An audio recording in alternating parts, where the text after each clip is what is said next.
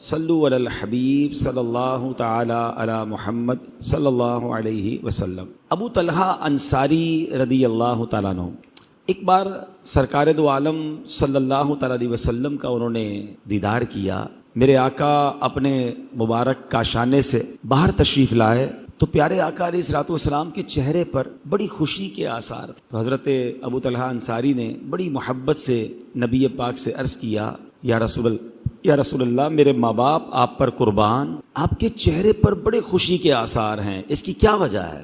اب اس ایک سوال سے دو باتیں سیکھنے کو مل رہی ہیں کہ صحابہ کرام نبی پاک علیہ الصلوۃ والسلام سے محبت کیسے کرتے تھے کہ گفتگو کا آغاز کرنے سے پہلے کیا عرض کرتے؟ فدا کا امی و ابی یا رسول اللہ، ہمارے ماں باپ آپ پر قربان۔ تو آپ بھی اب زندگی کا ایک اصول بنائیں انشاءاللہ، اللہ مجھے اور آپ کو بار بار مدینہ طیبہ کی حاضری نصیب فرمائے، تو وہاں جا کر ہم نے اس طرح بات کرنی ہے نبی پاک سے کہ فدا کا امی و ابی یا رسول اللہ، یا رسول اللہ ہمارے ماں باپ آپ پر قربان، تاکہ صحابہ کی جو ہے وہ نقل ہو جائے، ان کا انداز اختیار کریں۔ گفتگو کا آغاز ہی کتنے ادب سے ہوتا ہے، اور پھر اس کے بعد کیا ہوا کہ پیارے آقا کے چہرے انور پر خوشی کے آثار ہیں۔ تو صحابہ کرام کا ایک اور بڑا کمال کا انداز تھا، whenever they saw something unusual، جب بھی نبی پاک کی بارگاہ میں کوئی غیر معمولی چیز دیکھتے تھے نا، فوراً سوال کرتے تھے، حضور آپ کے چہرے پر آج خوشی کے آثار کیوں ہیں؟ کتنا پیارا انداز ہے، تاکہ جواب مل جائے، اور اس سے ان کو بھی اور ان کے بعد ہمیں بھی سیکھنے کو مل گیا۔ تو نبی پاک علیہ السلام نے فرمایا کہ میرے پاس جبریل امین آئے تھے اور انہوں نے یہ خبر دی کہ یا رسول اللہ صلی اللہ علیہ وسلم، آپ کا کوئی بھی امتی جب ایک بار آپ پر درود پڑھے گا، اللہ قریب اس کے نامہ اعمال میں 10 نیکیاں لکھے گا، اس کے 10 گناہ معاف ہو جائیں گے اور اس کے 10 درجات بلند ہو جائیں گے۔ اب پہلے تو بتائیے کہ درود کون پڑھے گا؟ امتی پڑھے گا۔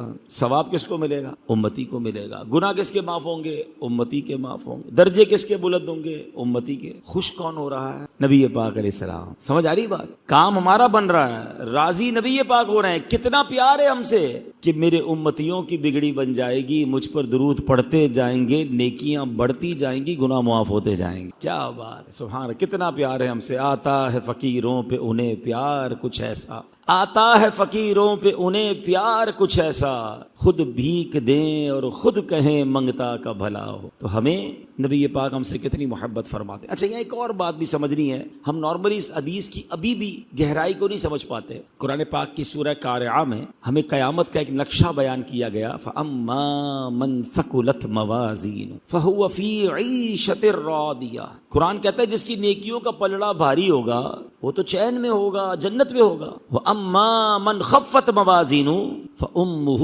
هَاوِيَةٌ وَمَا أَدْرَاكَ مَا هِيَ نارٌ حامیہ۔ جس کی نیکیوں کا پلڑا ہلکا ہو گیا، اس نے کہاں جانا ہے؟ اس نے جہنم میں بھڑکتی ہوئی آگ میں جانا ہے۔ اب ذرا سوچئے، ایک سوال کروں گا جس کا جواب سچا دینا ہے، آپ نے، مجھے نہیں دینا، اپنے آپ کو سچا جواب دینا کہ اگر میں آج مر جاؤں، پاسبل تو ہے، ہم میں سے کوئی بھی جا سکتا ہے دنیا سے، تو میری نیکیاں زیادہ ہیں یا میرے گناہ زیادہ ہیں؟ اپنے آپ سے پوچھیں۔ میں اپنی بتا دیتا ہوں کہ مجھے یہ پتا ہے کہ گناہ بہت ہیں، نیکیاں قبول ہوئی کہ نہیں اس کی تو گارنٹی ہی نہیں ہے۔ تو اب کیسے پتا چلے گا کہ ہمارے تو گناہ زیادہ ہیں؟ قرآن کا تو یہ فیصلہ ہے، جزاک اللہ، قرآن کا تو یہ فیصلہ ہے، اب ایڈجسٹ، قرآن کا تو یہ فیصلہ ہے کہ نیکیاں زیادہ ہوئی تو جنت میں جانا ہے، گناہ زیادہ ہوئے تو دوزخ میں جائے۔ اور یہ بھی بتایا گیا کہ ایسے لوگ بھی ہوں گے جو ایک ایک نیکی کے لیے مارے مارے پھریں گے، والد کے پاس جائیں گے، بیٹے کے پاس باپ جائے گا، دوستوں کے پاس جائیں گے، کوئی نہ نیکی لے گا نہ کوئی اپنا ہمارا گناہ اپنے سر لے گا۔ تو بیلنس شیٹ سیٹ کیسے ہوگی؟ قرآن نے تو فیصلہ کر دیا، نیکیاں زیادہ والا ہی جنت میں جائے گا، گناہ زیادہ والا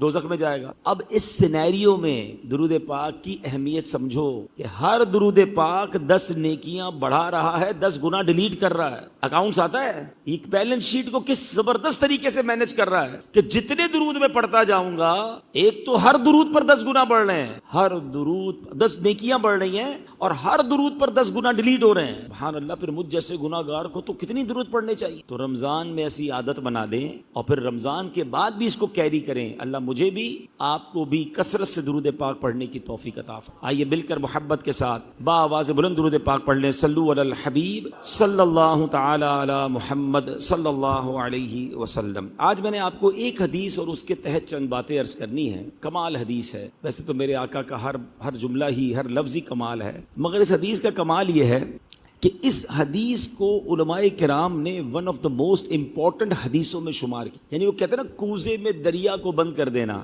2 لفظ ہیں, حدیث کے لفظ بھی 2 ہی ہیں, ناٹ ویری بگ لائن, 2 لفظ. سبحان اللہ. اور کیسے کمال کے 2 لفظ ہیں کہ اس پر گھنٹوں مہینوں باتیں کی جائیں پھر بھی بات پوری نہیں ہو رہی. سیدی اعلیٰ حضرت لکھتے ہیں نا, میں نثار تیرے کلام پر, میں نثار تیرے کلام پر, ملی یوں تو کس کو زبان نہیں, وہ سخن ہے جس میں سخن نہ ہو, وہ بیان ہے جس کا بیان. تو ایسا کمال کا بیان ہوتا تھا میرے آقا کا. حدیث کیا ہے؟ الدین النصیحہ. 2 لفظ. دین خیر خواہی کا نام ہے. اس کا اردو ترجمہ کیا ہے؟ دین خیر خواہی کا نام. الدین النصیحہ. یاد بھی کر لیں چلیں. ایک حدیث آپ کو فوراً یاد ہو گئی. 40 حدیثیں یاد کرنے کی فضیلت الگ ہے, تو کم از کم جو مختصر حدیثیں ہیں وہ تو یاد کر لینا, وہ عربی زبان میں یاد ہو جائیں گی. تو ایک حدیث کیا ہے, مل کر پڑھ لیں. الدین النصیحہ, الدین النصیحہ, الدین النصیحہ. ایک اور بڑی پیاری حدیث ہے, عربی میں مختصر ہے, آپ میں سے کئیوں کو یاد بھی ہوگی. انما الاعمال بالنیات. اعمال کا دار و مدار نیتوں پر ہے. اس طرح مختصر حدیثیں ماشاءاللہ تلاش کر کے 40 حدیثیں یاد کریں. اس کی الگ فضیلتیں ہیں, اس میں رب تعالیٰ کی رحمت کے وعدے ہیں, تو اس کو بھی پڑھ لیں.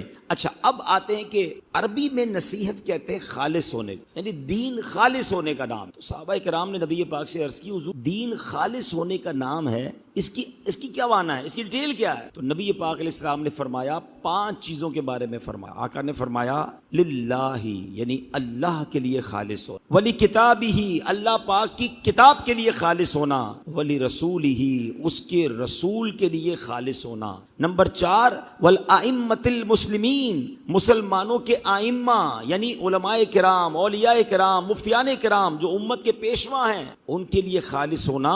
وعامتہم, اور عام مسلمانوں کے لیے خالص ہو جانے کا نام دین. ہم سب دین کے پیروکار ہونے کا دعویٰ تو کرتے ہیں, مگر کیا ان 5 چیزوں میں ہم خالص ہیں؟ اسپیشلی تو میں قرآن پر بات کروں گا, مگر مختصراً ان 5 چیزوں پر بات کر لیتے ہیں. سب سے پہلے اللہ کے لیے خالص ہونا. اب اللہ کے لیے خالص ہونا کیا ہے بھائی؟ ہم سارے رب کو اپنا رب مانتے ہیں, اللہ کو اپنا خالق و مالک مانتے ہیں, ایمان رکھتے ہیں, بالکل ٹھیک ہے, مگر کیا واقعی اللہ کو دل سے رب مانتے ہیں؟ دل سے رب ماننا کیا ہے؟ اللہ کے رب ہونے پر کتنا یقین ہے؟ اگر ایسا ہے تو پھر تو اللہ کے ہر فیصلے پر یقین ہونا چاہیے, اللہ کے ہر فیصلے پر اطمینان ہونا چاہیے, اللہ کی طرف سے آنے والی ہر خوشی پر بھی لبیک اور ہر آزمائش پر بھی لبیک ہونا چاہیے. پھر رب مانا نا. بندگی کیسی ہے ہماری؟ بندگی ہوتی کیسی ہے؟ ایک غلام نے حضرت ابراہیم بن ادھم کے سامنے ایسا کام کیا کہ آپ بھی شوق ہو گئے. ہوا کیا؟ حضرت ابراہیم بن ادھم تو بہت بڑے اللہ کے ولی ہیں. ایک بار بازار میں گئے, ایک غلام کو خریدے. اچھا, اس زمانے میں غلاموں کی خرید و فروخت, غلام پرچیز کر لیا, پرچیز کر کے اس کو پوچھتے تمہارا نام کیا ہے؟ کہا حضور آج سے آپ جس نام سے پکارے وہی میرا نام ہے. میں تو غلام ہوں نا, آپ آقا ہیں, آپ جس نام سے پکارے آج سے وہی نام. کھانا کیا کھاتے ہو؟ جو آج کے بعد آپ کھلائیں گے وہی میری خوراک ہو. کوئی خواہش ہے تمہاری؟ حضور جو آپ کی خواہش ہے وہ میری خواہش. وہ اللہ والے تھے نا, وہ غلام کی باتیں سن کے حیران ہو گئے, بے قرار ہو گئے کہ یہ غلام ہو کر میرے ساتھ یہ انداز اختیار کیے ہوئے ہے. میں اپنے رب کا بندہ ہوں, کبھی رب سے ایسا کنیکشن کریٹ ہوا ہے؟ بتاؤ نا. کیا بات سمجھ آ رہی کچھ؟ غلام آقا سے کہہ رہا ہے میرا کوئی نام نہیں, جو نام آپ نے دیا وہ میرا نام, جو کھلائے وہ کھانا, جو آپ کی خواہش وہ میری خواہش. اللہ کی بارگاہ میں ہمارا انداز کیا ہے؟ اللہ یہ چاہیے, یہ نہیں چاہیے, یہ ختم کر دے, یہ دے دے. ہماری تو ڈیمانڈ ہی ختم نہیں ہو رہی نا. ہم اللہ سے کیا دعائیں کرتے ہیں؟ کبھی غور کریں, اس پوری دعا کو اگر ایکسٹریکٹ کریں نا تو ہم اللہ سے یہ کہہ رہے ہوتے اللہ اس حال میں رکھ جس حال میں میں راضی. یہ ختم کر دے پرابلم, بیماری دور کر دے, اور یہ والا مال دے دے, یہ والا فلیٹ نہیں بک رہا یا اللہ جلدی بک جائے, وہ والا پلاٹ جلدی مل جائے. اپنی تو پوری لسٹ ہے نا, ہماری تو لسٹ اللہ سے چل رہی ہے. اللہ یہ چاہیے, نہیں چاہیے, یہ واپس ہو جائے, یہ مل جائے. تو اس کا مطلب کیا ہوا کہ میں جس میں راضی ہوں اللہ وہ دے دے. اللہ والے اللہ سے اس حال میں مت رکھ جس میں میں راضی, اس حال میں رکھ جس میں تو راضی, اور اگر تو میرے دکھ میں راضی تو میں دکھ میں بھی راضی ہوں. یہ ہے بندگی, یہ ہے خالص ہونا رب کے لیے. ہم تو اللہ سے بھی کنڈیشنیں کر رہے ہوتے, یہ کام ہوگا تو پھر یہ کروں گا, میرا پہلے یہ کام کر دے, اس کے بعد یہ والی نیکی شروع کروں گا. یہ اچھا, اس کو دنیاوی ایگزامپل سے سمجھو. آپ کے گھر میں بیٹے ہوں, ایک بیٹا جو ہے آپ کو روز ڈیمانڈ کرتا ہوں, ابو نیا موبائل چاہیے, نئی موٹر سائیکل چاہیے, ابو اب تو موٹر سائیکل پرانی ہو گئی, گاڑی چاہیے, دوست نے فلاں دوست نے گھڑی لے لی, مجھے بھی وہ گھڑی چاہیے, اسکول کے سارے دوست گھومنے جا رہے ہیں, میں نے بھی جانا ہے گھومنے کے لیے. اس کی ڈیمانڈ ہی ختم نہیں ہوتی. دوسرا بیٹا ہے, آپ اس سے پوچھے بیٹا تجھے کیا چاہیے, اس پہ آپ راضی میں راضی. ارے بھائی اتنا مانگتا تو بھی تو کچھ لے لے, مجھے کچھ نہیں چاہیے, جس میں آپ راضی, جو دیں گے میں راضی. دونوں میں سے کس بیٹے پر پیار ہے؟ دوسرے والے پر آئے گا. یار یہ ہر بس ڈیمانڈ جو میں کہتا ہوں اس پہ راضی, بس آپ راضی رہیں ابو, اور مجھے کچھ نہیں چاہیے, آپ مجھ سے خوش رہیں. اچھا مجھے بتائیں، اب باپ جس بیٹے کی ڈیمانڈ ہی ڈیمانڈ ہے اس کو زیادہ دے گا یا زیادہ پیار کرے گا، یا جو بیٹا کہتا ہے کچھ نہیں چاہیے جس میں آپ راضی، والد زیادہ پیار کرے گا نا اس سے؟ یہ بات سمجھ جاؤ بلا تمثیل، اللہ کا کوئی بیٹا نہیں، لم یلد ولم یولد، اس کی کوئی اولاد نہیں، ہم بندے اس کے، مگر ایک بندہ ہے صبح و شام ڈیمانڈ ہی کیے جا رہا ہے، یہ بھی دے دے، یہ دے دے، یا اللہ ابھی تک نہیں بکا، یا اللہ ابھی تک نہیں ملا، یا اللہ ابھی تک نہیں گیا، یا اللہ ابھی تک نہیں آیا، کمپلین چل رہی ہے اللہ سے، اور ایک بندہ کہہ رہا ہے یا اللہ تو راضی، تو جس حال میں رکھے میں اس میں راضی، میری کوئی تمنا نہیں، میں بندہ، میں غلام، میری اوقات کیا؟ بتاؤ نا پھر رب کس کو زیادہ نوازے گا؟ ایک بار یہ کر کے دیکھو، میں صحیح بتا رہا ہوں، اٹس ناٹ دیٹ ایزی، یہ بڑی اونچے درجے کی بات ہے کہ اللہ سے وہ حال مانگو جس میں رب راضی، تو کیا رب برے حال میں رکھے گا؟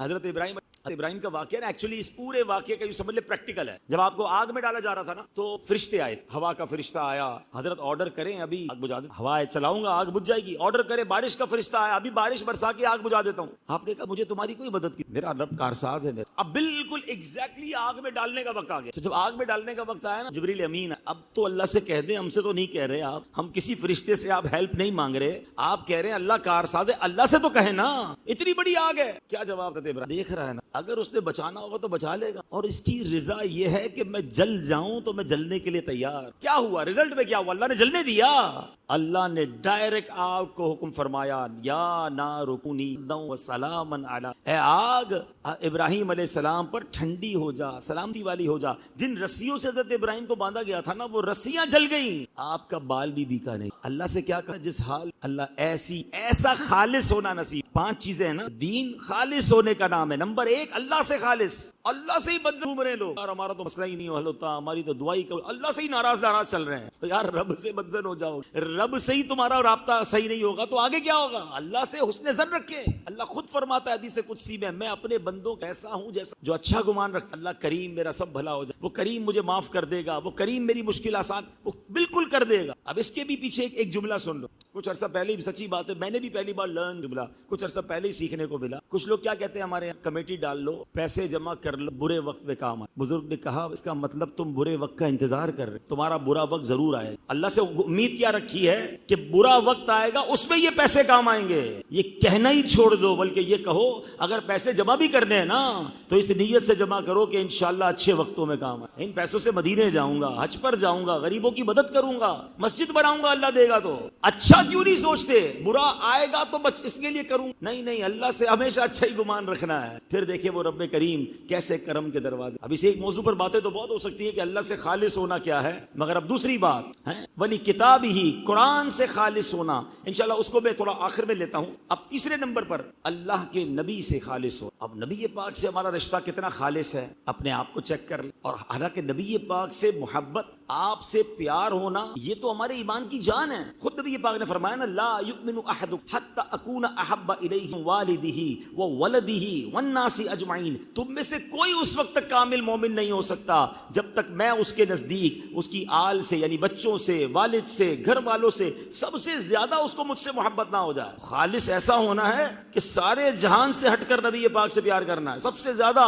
کیا ہم ایسا کر رہے ہیں؟ زبان سے تو کر رہے ہیں، نعرے بھی لگا رہے ہیں، ہمیں کہ ہم سچے عاشق رسول ہیں، پریکٹیکلی کتنے خالص ہیں؟ پریکٹیکلی وہ خالص ہوتا ہے کہ جس کے کردار میں نبی کی سنتیں، جس کے انداز سے پتہ چلے کہ نبی پاک کے ساتھ کتنا خالص رشتہ ہے۔ حرام روزی آئے تو اسے چھوڑ دے، بری باتیں آئے تو اسے چھوڑ دے، نہیں، نبی پاک نے منع فرمایا، جن چیزوں کا فرمایا اس پر عمل کرے، جن چیزوں سے منع کیا اس سے رک جائے، پھر وہ خالص رشتہ ہوا۔ اس کو بھی دنیاوی اگزامپل سے سمجھاتا ہوں۔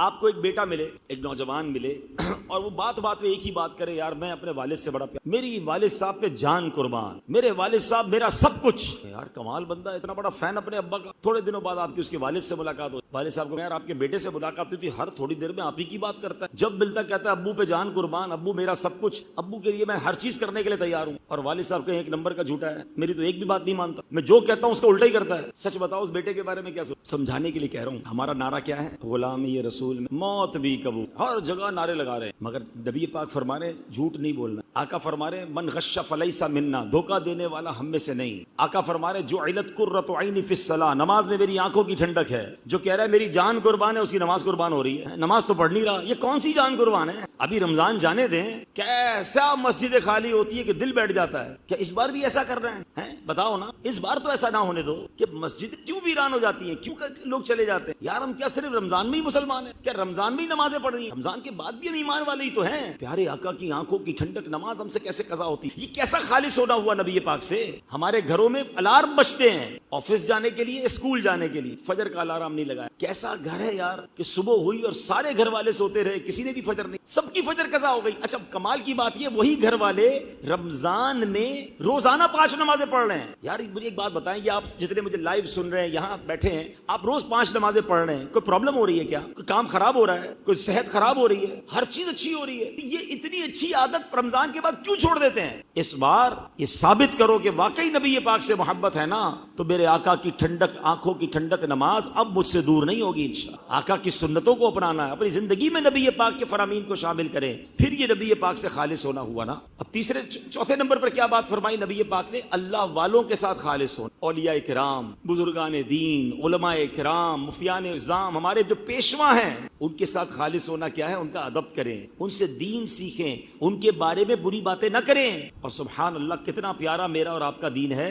कि आम मुसलमानों के साथ खालिस होना। क्या प्यारी, हम एक दूसरे के साथ भी खालिस नहीं है, मुस्कुरा रहे हैं, मिल रहे हैं, अगले को लगता है मेरा पक्का दोस्त है, पीछे दिल में पता नहीं क्या क्या रख के बैठा हुआ है, वो प्लानिंग ही चल रही है उल्टी सीधी है। आज कौन सी गाड़ी में आया था, ये गाड़ी ली किधर से यार? अभी थोड़ी देर पहले तो ये गाड़ी थी नहीं इसके पास, लगता है कोई बड़ा हाथ मारा है। आपको किसी ने FBI इंस्पेक्टर बनाया है कि गाड़ी किधर से ली, मोटरसाइकिल किधर से ली, घर कैसे ले लिया, नया फर्नीचर किधर से आया।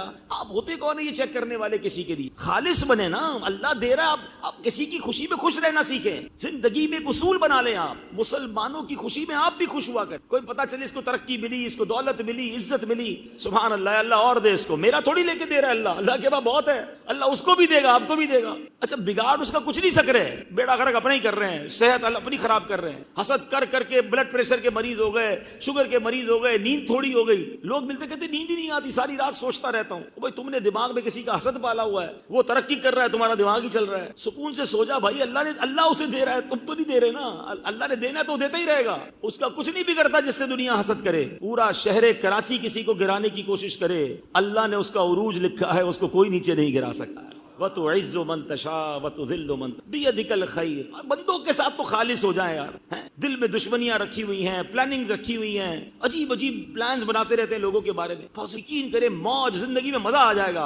आप जब सबके लिए पॉजिटिव हो जाएंगे ना, आपको सुकून की नींद आएगी। हाँ, मैं आपको अमीर अहले सुन्नत का एक अंदाज बताता हूँ, क्या अजीम हस्ती है यार। मैं तो ये देख रहा हूँ, अल्लाह करे आप इसको नोट करें, हर गुजरते दिन के साथ आपकी बुजुर्गी में, आपके तकवे में और आपकी खौफ खुदा में कैसा इजाफा हो रहा है। अभी पिछले दिनों आपने एक बात फरमाई कि मैं जब गाड़ी में कहीं जा रहा होता हूँ ना, और मेरे आसपास से मोटरसाइकिल वाले, गाड़ी वाले निकलते हैं ना, तो मैं सबके लिए दुआ करता हूँ, या अल्लाह सब खैर से घर पहुंच जाएं, अल्लाह इसकी मगफिरत फरमा दे, अल्लाह इसकी मुश्किल आसान फरमा दे। फरमाते फैज़ान मदीना से अपने जहाँ स्टेज पर आता हूँ तो कैमरा मैन और खादिम वगैरह नजर आते हैं, मैं सबके लिए दुआएं करता हुआ आता हूँ, या अल्लाह इसको भी बख्श दे, अल्लाह इसके मसले हल कर दे, इसकी मुश्किल आसान कर दे। क्या है ये, कैसे बंदों के लिए खालिस है? ना जान, ना उसने कहा भी नहीं मेरे लिए दुआ करो, मगर उसके लिए भी दुआ, सबका भला, सबकी सबके भले में अपनी खैर। हम क्यों नहीं कर सकते ऐसा? है हम, हमारी तो दूरबीन ही अलग वाली लगी हुई है, लेंस ही अलग लगा हुआ है कि कुछ नया हो गया इसके साथ तो पहले चेक करो आया किधर से, हुआ क्या था इसके घर पे, वो गाड़ी क्यों आई थी, फला मामला क्यों हुआ था।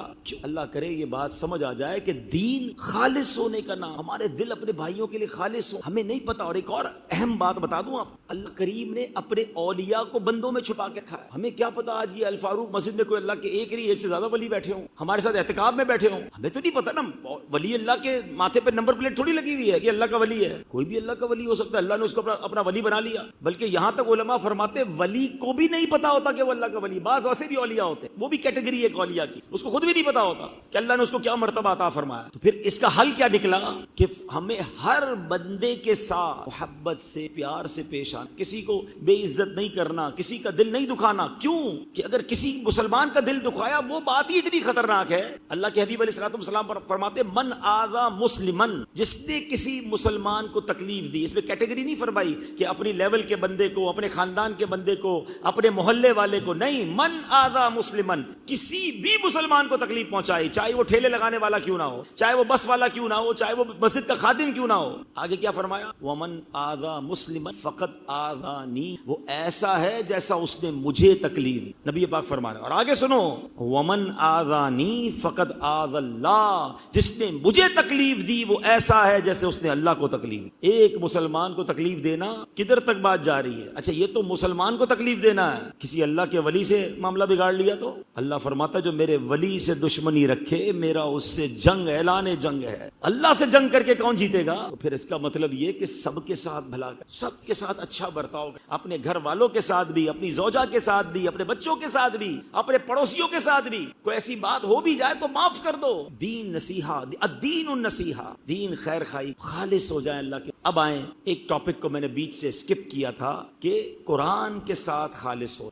اب قرآن کے ساتھ خالص ہونا کیا ہے؟ علماء نے قرآن کے کچھ حقوق بیان, جی ہاں تقریباً 6 حقوق قرآن, کتاب اللہ کے حقوق ہیں ہم پر. اب قرآن ہم نے تراویح میں سن بھی لیا, پڑھ بھی لیا ہوگا کچھ لوگوں نے, مگر کیا قرآن کے حقوق پتہ؟ اب ذرا مختصراً میں وہ 6 حقوق کو آپ کے سامنے رکھتا ہوں, غور سے دیکھیں کہ ہم ان میں سے کتنے حقوق پر عمل کر رہے ہیں. پہلا حق قرآن کا, قرآن پر ایمان لانا. ٹھیک ہے, قرآن کو اس طرح ایمان لانا کہ پہلے تو ہمارا ایمان یہ ہے کہ اللہ نے جتنی کتابیں نازل فرمائی انبیاء پر, جتنے صحیفے نازل فرمائے, ان سب پر ایمان لانا ایک مسلمان پر لازم ہے. اللہ پاک کی نازل کردہ کسی بھی ایک کتاب کا انکار کفر ہے, مگر باقی کتابوں اور قرآن پر ایمان لانے میں ایک فرق ہے.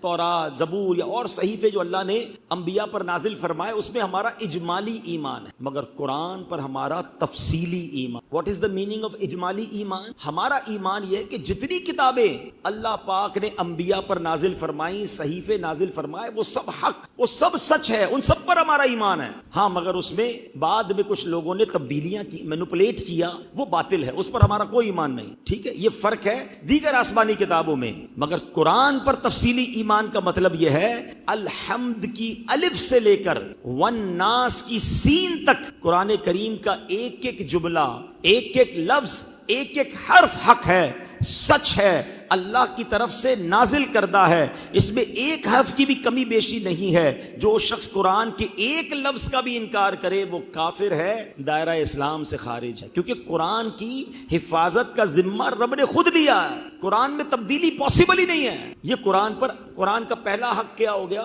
قرآن پر ایمان لانا. اچھا, ایمان لانے میں ایک اور کیٹیگری بھی ہے, ایک اور اس کی جہت بنتی ہے کہ قرآن کو کتاب ہدایت ماننا. ہمارے لیے گائیڈ لائن کیا ہے, ہمارے لیے وے آف یوں سمجھیے سکسیس کیا ہے, سر چشمہ ہدایت کیا ہے؟ وہ قرآن ہے. قرآن آیا اسی لیے نا, ہمیں زندگی گزارنے کا طریقہ بتایا, ہماری زندگی کیسے ہم نے گزارنی ہے, اللہ کو راضی کیسے کرنا ہے. اب مانتے سارے میں, اگر آپ میں سے کسی سے پوچھو بتاؤ بھائی کتاب ہدایت کون سی, آپ کہیں گے قرآن ہے. ہدایت تو قرآن سے ہی ملتی ہے, مگر کیا ہم ہدایت قرآن سے لے رہے ہیں؟ کتاب ہدایت ماننا اور ہے, کتاب ہدایت سمجھ کر عمل کرنا اور ہے. ہم کاروبار کرتے ہیں, کاروبار کس نے قرآن سے سیکھا ہے؟ ہم تو مارکیٹ کے لوگوں سے سیکھتے ہیں, انگریزوں کے اصول سیکھتے ہیں. ہم نے جناب دنیا کی تعلیم قرآن سے تو نہیں سیکھی, ہم نے علوم بھی سیکھنے کے لیے انگریزوں کی کالج, یونیورسٹی اور ان کے طریقہ کار, ان کے پروسپیکٹس, ان کے سلیبس پر عمل کیا. غیر مسلموں کے اداروں سے اپنی دنیا سیکھ رہے ہیں. قرآن کو کیا کہہ رہے ہیں؟ کتاب ہدایت ہے, یعنی صرف نام کی کتاب ہدایت رکھا, اس سے لے کچھ نہیں رہے, اور شاید اسی لیے ہم مسلمان پیچھے ہیں. اب اچھا, آج کل ان لوگوں سے بات کرو جو دنیا میں ٹریول کرتے ہیں, تو پتہ کیا کہتے ہیں؟ بھائی دیکھو یار وہ مسلمان نہیں ہے لیکن کتنی ترقی کر گئے ہیں جناب, اکانومی دیکھو کہاں چلی گئی, ان کے ملک میں قانون دیکھو کیسے ہیں, صفائی کیسی ہے, حقوق کیسے ہیں, ہم پیچھے رہ گئے, ہم تو مسلمان ہیں. اب اس کو میں لاجیکلی سمجھا دیتا ہوں, آج مسئلہ حل ہو جائے گا. ایک بندہ ہو, اس کے پاس زبردست مرسیڈیز ہو, ٹھیک ہے, اور وہ 40 کی اسپیڈ سے ہائی وے پہ جا رہا ہے, اس کے برابر میں موٹر سائیکل CD70 والا 80 کی اسپیڈ سے اس سے آگے نکل جائے, تو بے وقوفی کوئی کہے گا کہ یار یہ گاڑی تو بالکل بیکار ہے یار, موٹر سائیکل والے ترقی کر گیا. لوگ کیا کہیں گے, اس کے بعد گاڑی ہے, پاگل چلا ہی نہیں رہا ہے, 200 کی اسپیڈ پہ جا سکتا ہے, 40 پہ جا رہا ہے, گاڑی تو اللہ نے دی ہے, چلا ہی نہیں رہا, 40 کی اسپیڈ پہ جا رہا ہے. تو موٹر سائیکل والا زیادہ پاورفل نہیں ہے, وہ گاڑی چلانے والے کا قصور ہے نا. بالکل ایسا ہی مسئلہ ہے. قرآن ہمارے پاس ہے, عمل ہم نہیں کر رہے, دوسری قومیں آگے بڑھ رہی ہیں, ہم کہہ رہے ہیں وہ ترقی کر گئے. آپ قرآن پر عمل کر کے دیکھو, ساری دنیا آپ کے پیچھے ہو جانی ہے, اور یہ ہوا ہے. ایسا نہیں کہ میں کوئی مفروضوں پر بات کر رہا ہوں. ایک تو ہمارا ایمان ہے, قرآن راہ ہدایت ہے, کتاب ہدایت ہے. دوسرا, حضرت صحابہ کرام کے دور میں کیا ہوا؟ حضرت عمر فاروق رضی اللہ عنہ کے دور میں آدھی دنیا پر مسلمانوں کی حکومت تھی. انگریز آج بھی کہتا ہے کہ اگر مسلمانوں کے پاس 2 عمر ہوتے تو پوری دنیا میں مسلمان ہوتے ہیں. عمر لاز کئی بڑی بڑی عدالتوں میں آج بھی پڑھائے جاتے ہیں. تو کیا ہوا؟ قرآن پر عمل کیا، آدھی دنیا پر حکومت ہو گئی. حضرت عمر بن عبدالعزیز رضی اللہ تعالیٰ عنہ 2.5 سال حکومت کیا آپ نے. 2.5 سال میں بڑا کام نہیں ہوتا ہے، مگر قرآن کو کتاب ہدایت سمجھ کر شریعت کے لاز جب نافذ کیے. آج ہم کہتے ہیں نا اکانومی میں مسلمان پیچھے رہ گئے، میں اکانومی کی بات کر رہا ہوں، معاشیت کی بات کر رہا ہوں. ودن 2.5 years ایسا معاشرہ قائم کیا کہ آپ کی پوری سلطنت میں لوگ زکوٰۃ لے کر نکلتے تھے، زکوٰۃ لینے والا کوئی نہیں ہوتا. اتنا مالدار ہو گئے لوگ، اتنا اکانومیکلی مضبوط ہو گئے. کیا کیا تھا انہوں نے؟ چارٹرڈ اکاؤنٹنٹ نہیں بنائے تھے. میں نہیں کہتا چارٹرڈ اکاؤنٹنٹ نہ بنائے، انہوں نے پہلے قرآن تو فالو کیا نا. قرآن کو کتاب ہدایت ماننا ضروری ہے اور اس پر عمل کرنا ہے. تو ہم کم از کم اپنی لائف میں تو قرآن کو انڈرسٹینڈ کر کے اس سے ہدایت لینا کہ فیملی کے معاملہ کیسے چلانا ہے، کاروبار کیسے کرنا ہے، کون سے کام نہیں کرنے جس سے رب ناراض ہو جائے گا. لیکن نہیں، قرآن ہے ہمارے پاس جلدان کے اندر، باقی اس سے ہدایت کہاں سے لیں گے؟ پڑھیں گے تو ہوگا نا. تو پہلا حق قرآن کا کیا ہے کہ قرآن پر ایمان لانا اور اس کو کتاب ہدایت مان کر اس سے اپنی زندگی میں ہدایت. سیکنڈ جو قرآن کا حق علماء نے بیان کیا، قرآن پاک کی محبت، تعظیم.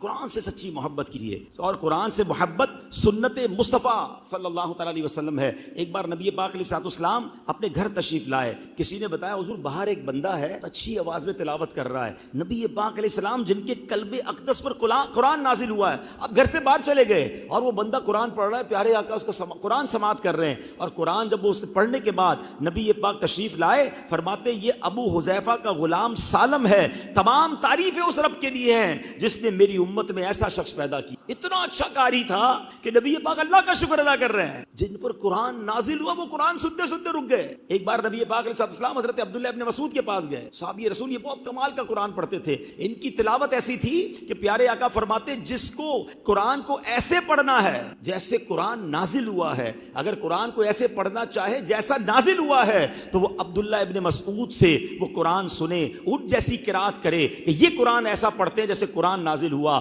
ایک بار نبی پاک نے حضرت عبداللہ ابن مسعود سے فرمایا اے عبداللہ قرآن سناؤ. تو وہ کہتے ہیں میں آپ کو قرآن سنا، قرآن تو آپ پر نازل ہوا ہے. نبی پاک نے فرمایا ہاں. انہوں نے سورہ نساء کی تلاوت شروع کی. سرکار دو عالم علیہ السلام قرآن سنتے گئے اور آپ کی آنکھوں سے آنسو روا. یہ کتنا پیار ہے قرآن سے نبی پاک ہے. اچھا یہ کیوں پیار ہے؟ قرآن کس کی باتیں ہیں ذرا بتاؤ نا، کس کا کلام ہے؟ ذرا بلند آواز سے کہنا. اللہ کا کلام ہے. آپ کو جس سے پیار ہو اس کی باتیں سننے میں دل بھرتا. دنیا میں جس سے محبت ہو جائے نا، یا تو اس سے باتیں کرتے میں نہیں تھکتا یا اس کی باتیں سننے میں نہیں تھکتا بندہ. اس سے باتیں کرنے کو، جس کو بچوں سے پیار ہے اپنے بچوں سے باتیں ہی کرتا رہتا. اگر اللہ سے پیار ہے تو پھر قرآن سے پیار کیوں نہیں؟ قرآن سنتے وقت تو کیفیت یہ ہونی چاہیے کہ اللہ مجھ سے بات کر رہا ہے. لیکن ہماری کتنی محبت ہے قرآن سے، دیکھ لیں. اے میرے پیارے اسلامی بھائیوں، قرآن سے محبت، قرآن کی تعظیم یہ حق ہے قرآن. تیسرے نمبر پر قرآن کا حق کیا ہے؟ قرآن پر عمل کر. تلاوت تو کر رہے ہیں مگر عمل نہیں کر رہے. قرآن کہتا ہے وَهَذَا كِتَابٌ أَنزَلْنَاهُ مُبَارَكٌ فَاتَّبِعُوهُ، اور یہ برکت والی کتاب ہم نے اتاری تو اس کی پیروی کرو. مگر قرآن پڑھ کر بھی قرآن پر عمل نہیں ہو رہا. نبی پاک علیہ السلام فرماتے ہیں ایک جگہ پر کچھ قرآن پڑھنے والے ایسے ہیں جن پر خود قرآن لعنت کرتا ہے. پڑھ بھی رہے ہیں قرآن لعنت کر رہا ہے. اب اس کو بڑے آسان انداز سے سمجھا دیتا ہوں. قرآن پڑھ رہے ہیں، کوئی بندہ تلاوت کر رہا ہے اور جھوٹا بھی ہے. قرآن کیا کہے گا؟ لعنت اللہ علی الکاذب، جھوٹے پر خدا کی لعنت. خود ہی قرآن پڑھ رہا ہے، خود ہی پر لعنت لے رہا ہے. یعنی ہے نا، قرآن بھی پڑھ رہا ہے، جھوٹ نہیں، عمل نہیں کیا نا، تو قرآن کی لعنت تو خود ہی پڑھ رہی ہے. ایک جگہ قرآن فرماتا ہے اللہ لا یہدی القوم الظالمین، اللہ ظالموں کو ہدایت نہیں دیتا. اب سوچو تو صحیح کہ جو ظلم بھی کر رہا ہے اور قرآن بھی پڑھ رہا ہے تو قرآن تو اس کو خود لعنت دے رہا ہے. جو نماز نہیں پڑھ رہا قرآن پڑھ رہا ہے تو قرآن تو خود بے نمازی کی وعیدیں بیان کر رہا ہے. یہ کیسا قرآن پڑھنا ہوا؟ حق یہ ہے کہ قرآن پڑھتا بھی جائے، انڈرسٹینڈ کرتا جائے، عمل کرتا جائے، پھر دیکھیے اس کو کیا ملتا ہے. اللہ والے کیسے عمل کرتے تھے. امام زین العابدین رضی اللہ تعالیٰ عنہ، یہ امام حسین کے صاحبزادے ہیں. آپ کی کنیز آپ کو وضو کروا رہی تھی. اچھا ذرا سینیریو سمجھیے گا. پہلے کے لوگوں کو قرآن بھی کتنا یاد تھا. وہ کنیز برتن سے پانی سے وضو کروا رہی تھی تو برتن ہاتھ سے چھوٹ گیا، آپ کے چہرے پر گرا اور چہرے پہ زخم ہو گیا. اب سوچے کہ ہمارا کوئی ملازم برتن لے کر آئے، ہاتھ سے برتن گرے، ہمارے کپڑے خراب ہو جائے تو غصے کا عالم کیا ہوتا ہے. زخم ہو گیا، آپ کو زخمی ہو گیا چہرہ. جیسے آپ نے اوپر دیکھا نا، وہ کنیز بھی کمال کی تھی، اس کو قرآن کیسا یاد تھا. فوراً اس نے تلاوت کرتے کرتے کیا کہا؟ والکاظمین الغیظ. قرآن کی آیت کا جز پڑھا اور غصہ پینے والے. جیسے ہی کہا تو آپ کو قرآن یاد آ گیا کہ اللہ کو غصہ پینے والے پسند ہیں. فوراً کام ڈاؤن ہو گئے. جیسے ہی کام ڈاؤن ہوئے نا، اس نے اس آیت کا اگلا حصہ پڑھا والعافین عن الناس، اور لوگوں سے درگزر کرنے والے. آپ نے کہا جا، میں نے اللہ کی رضا کے لیے تجھے معاف کیا. اس نے آیت کا اگلا حصہ پڑھا واللہ یحب المحسنین, اور نیک لوگ تو اللہ کے محبوب ہیں. آپ نے کہا جا میں نے اللہ کی رضا کے لیے تجھے آزاد کر دیا. زخمی حضرت کو کیا, مگر قرآن سناتی گئی, آپ عمل کرتے گئے, سناتی گئی, عمل کرتے گئے. میں اور آپ کتنی بار قرآن پڑھتے, کبھی تو ایسا ہو قرآن پڑھتے پڑھتے آنکھوں میں آنسو آ جائیں, یا اللہ بس آج توبہ کی, آج یہ عمل نہیں کروں گا. کوئی نیکی کی بات سنے بندہ کہ مولا بس آج سے عمل شروع کر دوں گا. جنت کی بات ہو تو میرے آنسو نہ رکے کہ مولا مجھے بھی ان باغات کی سیر کروانا جن کا ذکر تو نے قرآن میں کیا. جہنم کی باتیں قرآن میں پڑھوں تو لرز جاؤں کہ اللہ مجھے جہنم سے پناہ عطا فرما. قرآن سے میرا اور آپ کا ایسا کنیکشن ہونا چاہیے. مگر قرآن قاری صاحب پڑھ کے آ رہے ہیں, میں پتہ ہی کوئی, پر عمل تو بات کی بات ہے. پلیز میرے پیارے اسلامی بھائیوں, قرآن کریم پر عمل کرنا, قرآن کریم کو محسوس کرنا سیکھے. پھر دیکھیں قرآن کیسا نور دل میں داخل ہوتا ہے. حضرت فضیل بن عیاض یہ توبہ سے پہلے بہت بڑے ڈاکو تھے, اور اتنے بڑے ڈاکو تھے کہ مائیں اپنے بچوں کو سلاتے ہوئے کہتی تھی سو جاؤ ورنہ فضیل ڈاکو آ جائے گا. اتنا خوف تھا آپ کا. اللہ اکبر. ایک روز آپ ایک قافلے کی طرف ڈاکہ مارنے بڑے, قافلے میں سے ایک شخص قرآن پڑھ رہا, اور قرآن کی ایک آیت, اب ذرا آیت سنیے گا. قرآن کیا فرماتا ہے, الم یأن للذین آمنوا ان تخشع قلوبهم لذکر اللہ. ترجمہ کیا ہے, کیا ایمان والوں کو ابھی وہ وقت نہیں آیا کہ ان کے دل اللہ کی یاد میں جھک جائیں؟ کیا ابھی وہ ٹائم نہیں آیا؟ اب یہ ایک آیت تھی اور یوں دل میں اتر گئی. اب لرز گئے, لبیک یا اللہ وقت آ گیا, یا اللہ وہ وقت آ گیا, میں توبہ کرتا ہوں میرے مولا وقت آ گیا. قرآن کہتا ہے کہ ابھی بھی وقت نہیں آیا.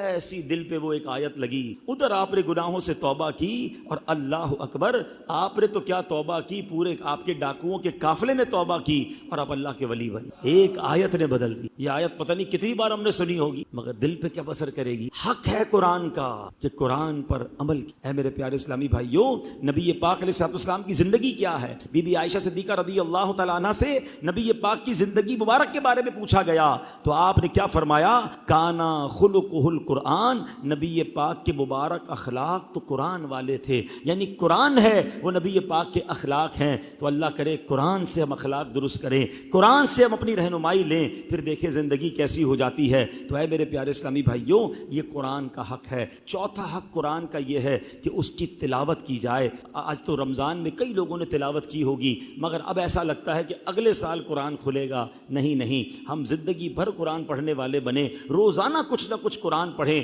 قرآن کا ہر لفظ رحمت ہے. قرآن پڑھنے والے کے دل پر سکینہ طاری ہوتا ہے. قرآن کے ایک ایک حرف پر 10 نیکیاں ملتی ہیں. بلکہ اس کی فضیلت ایک اور سنیں, قرآن بے وضو پڑھیں تو 10 نیکیاں ملتی ہیں, با وضو پڑھیں تو 25 نیکیاں ملتی ہیں. لیکن اگر قرآن نماز میں کھڑے ہو کر پڑھیں تو 100 ہر لفظ پر 100 نیکیاں ملتی ہیں.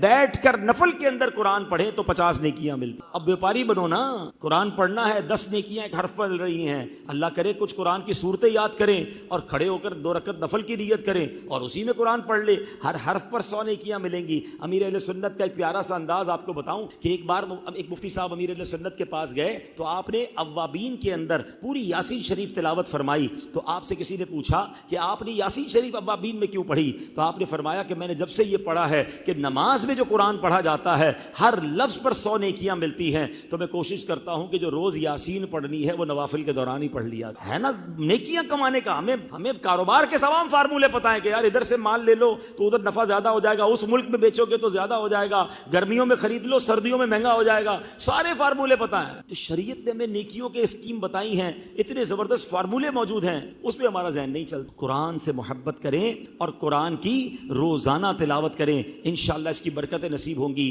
پانچواں اور چھٹا جو حق ہے وہ حق یہ ہے کہ قرآن کو سمجھنا, قرآن کے پیغام کو عام کرنا, اس کی بات آگے پہنچانا, تبلیغ کرنا. انشاءاللہ میں اللہ کی رحمت سے امید کرتا ہوں کہ مجھے امید ہے یہ ثواب مل رہا ہوگا کہ میں آپ سے قرآن کی بات پہنچانے کی کوشش کر رہا ہوں. یہ پیغام آپ بھی دیں, یہ حق ہے قرآن کا کہ قرآن کا پیغام, قرآن کی بات, قرآن کی تبلیغ کی جائے, لوگوں کو اس طرف لایا جائے کہ وہ قرآن پڑھے. یہ قرآن کا ہم سب پر حق ہے. لیکن پانچواں حق کیا ہے؟ قرآن کو سمجھنا. اب یہ اتنی تکلیف دہ بات ہے نا کہ قرآن انڈرسٹینڈ ہی نہیں کرتے ہیں. قرآن سے ہمارا رشتہ ہی صرف میکسیمم تلاوت تک کا ہے. یہ تلاوت سنیں گے, کچھ گھروں میں نے دیکھا تلاوت چل رہی ہوتی, تلاوت سے انکار نہیں ہے, بہت برکتیں تلاوت کی, مگر یہ صرف تلاوت کے لیے کتاب نہیں آئی. اس میں خزانے موجود ہیں, اس میں رہنمائی موجود ہے, اس میں ہمارے لیے گائیڈ لائن موجود ہے. اب مثال دیتا ہوں, ہم روز صبح اٹھتے ہیں, صبح اٹھنے کے بعد سب سے پہلا کام ہم کیا کریں؟ ابھی آنکھیں پراپر نہیں کھلی ہوئی ہوتی اور ہم موبائل ڈھونڈتے ہیں، اور موبائل ڈھونڈ کر سب سے پہلے میسج، کس کا میسج آیا، اس پہ بھی اپنے پریورٹیز بنائی ہیں،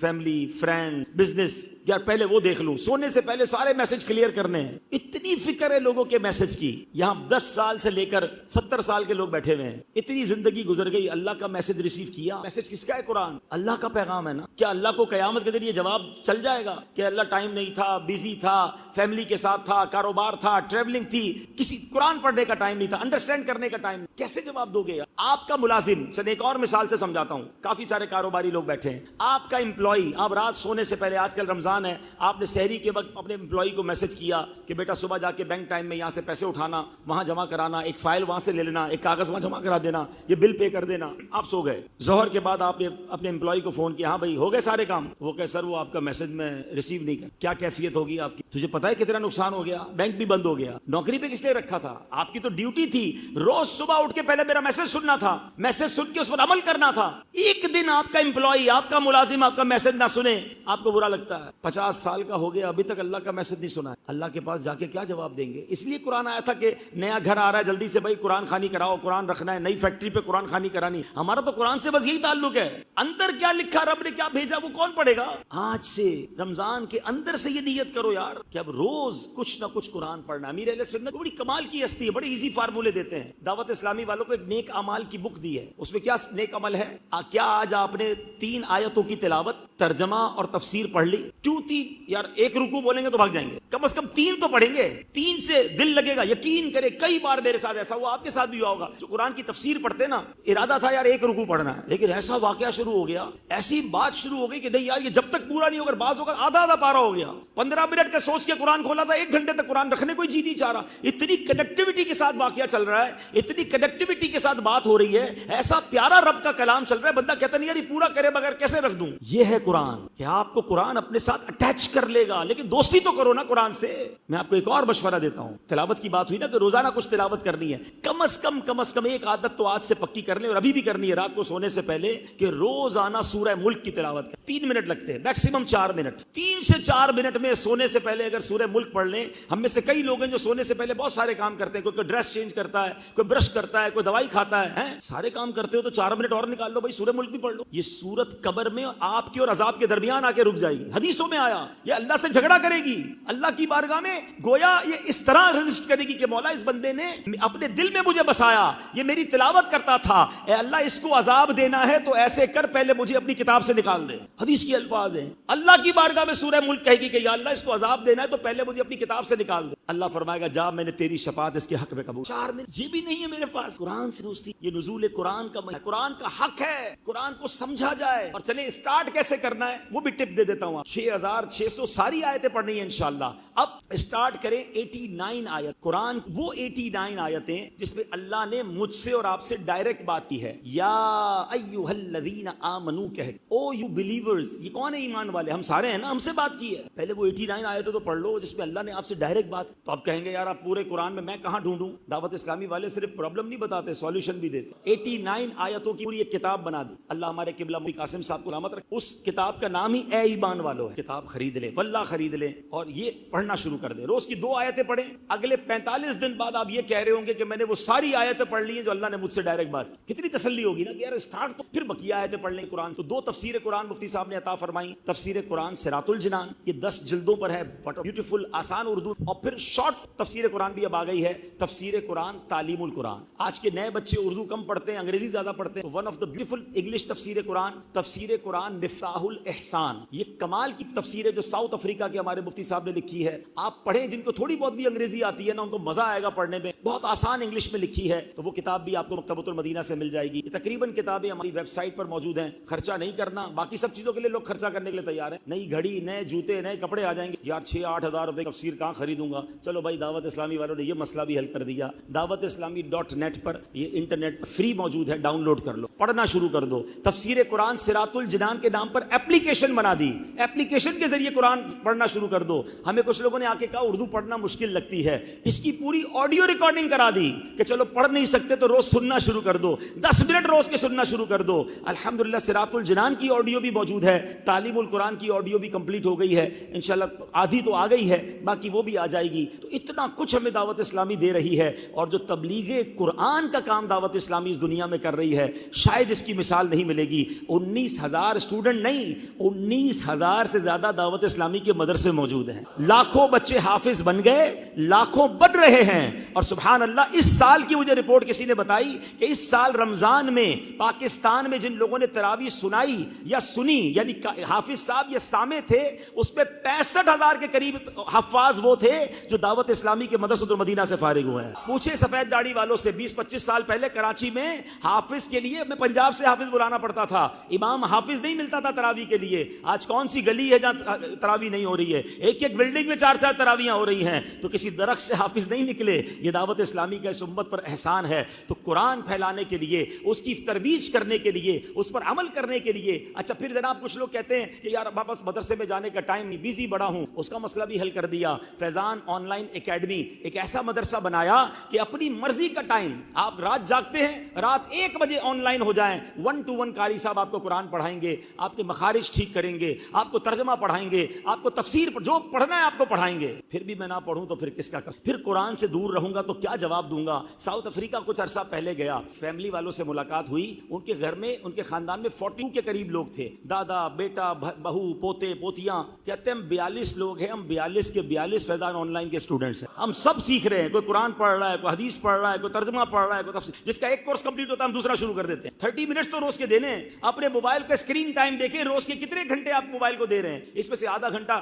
قرآن کو دے دیں یار. آپ سے 1 to 1 حافظ صاحب آپ کو پڑھائیں گے, قاری صاحب پڑھائیں گے. اصل بات یہ ہے کہ آج جو درد لے کر آیا ہوں کہ قرآن سے رمضان چلا جائے, میری قرآن سے دوستی ڈسکنٹ, آج پکی دوستی کر لو. یہ قرآن انشاءاللہ قبر میں کام آئے گا, یہ قرآن انشاءاللہ محشر میں کام آئے گا. اللہ ہمیں قرآن پڑھنے والا, سیکھنے والا اور اس کی بات کو آگے پہنچانے والا بنائے. رب کریم ہماری دعوت اسلامی کو بھی ترقیاں دے جو اس طرح دنیا بھر میں دین کر رہی ہے. آخر میں ایک عرض ہے, عید کی نماز سے پہلے فطرہ دینا صاحب صاحب کو واجب ہے. تو اس میں حدیثوں میں 4 کیٹیگریز بنی, گن جو, اور 4 کیٹیگریز کا مطلب یہی ہے کہ ہر بندہ اپنی حیثیت کے مطابق اس میں سے کسی کیٹیگری فطرہ دے. ہے مڈل کلاس ہے, اپنا فطرہ 300 روپے کا دے دیں, اوکے. مگر جن کو اللہ نے نوازا ہے, کروڑوں سے اچھی لائف ہے, بہترین سحری افطاری کی ہے, وہ بھی 300 روپے کا فطرہ دے. کئی تو ایسے ہم میں سے جو روز اجوا کھجور سے افطار کر رہے ہیں, اتنی بڑی نعمت دی اور فطرہ بھی اجوا کھجور والا دینا. تو ماشاءاللہ آپ کو کیٹیگری وائز اماؤنٹ انٹرنیٹ پر بھی چل گیا ہوگا. دعوت والے بھی فطرہ دعوت اسلامی کو بھی دیں, اور اپنی حیثیت کے جیسا جو کیٹیگری ہیں جتنا اچھا دیں گے فرمائے اپنی رحموں کے دروازے کھولے گا. اللہ پاک عمل کی توفیق عطا فرمائے. مسجد کی شکریہ ادا کہ آپ نے بلایا, جمع ہونا اعتکاف بھی قبول ہے. سلو